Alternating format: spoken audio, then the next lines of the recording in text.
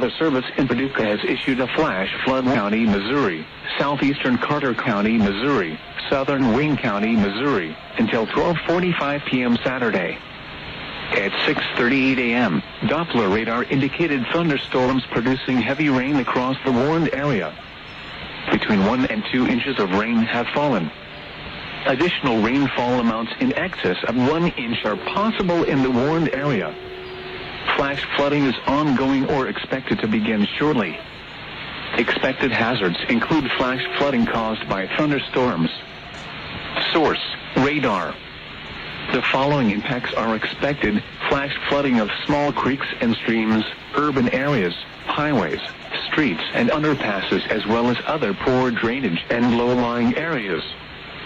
Some locations that will experience flash flooding include Greenville, Lake Wappapello State Park, Elsinore, Williamsville, Hendrickson, Brush Arbor, Shook, Hunter, and Grand Inn. Repeating, a flash flood warning has been issued until 12:45 p.m. for the following counties: in Missouri, Butler, Carter, and Wayne.